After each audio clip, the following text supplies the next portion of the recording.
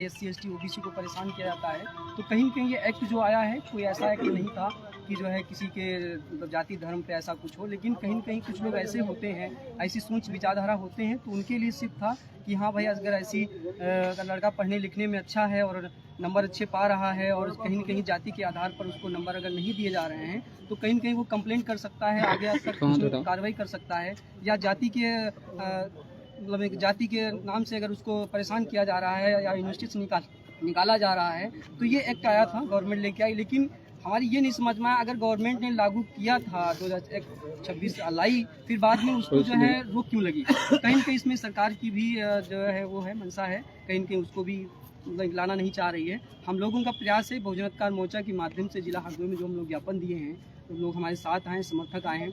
हम ये चाह रहे हैं कि जो है समता समानता बंधुता भाईचारा होनी चाहिए, हर जगह लागू होना चाहिए। और हम लोगों ने वन नेशन वन एजुकेशन पर भी हम लोगों ने ज्ञापन दिया है कि एक देश के अंदर एक राष्ट्र एक शिक्षा होनी चाहिए, एकल शिक्षा होनी चाहिए। जब हमारे राष्ट्र है, जब शिक्षा एक होगी तो कहीं न कहीं अपने लोगों को सभी लोगों सारी समुदाय के लोग सारे, चाहे गरीब हो चाहे मजदूर हो चाहे जैसे भी लोग हों, सबको पढ़ने का अधिकार मिलेगा।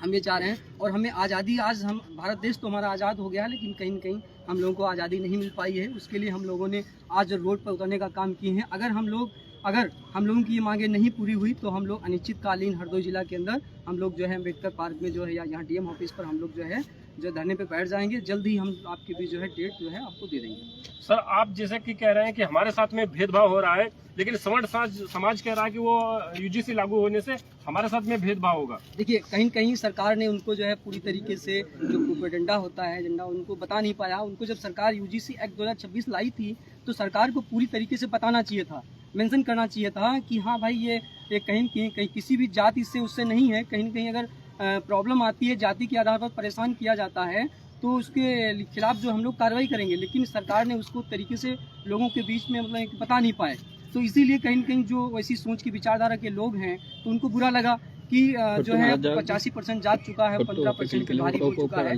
तो कहीं न कहीं अब बहुजन समाज अब रुकेगा नहीं, झुकेगा नहीं, बिकेगा नहीं, और ऐसे ही अपने समाज के लिए और अपने जो है अधिकारों के लिए लड़ता रहेगा। क्योंकि अब जो है बहुजन समाज पढ़ा लिखा हो चुका है, हक मांगने से नहीं मिलता है, हक छीनना पड़ता है। हम लोग छीनने के लिए रोड पे आ गए हैं।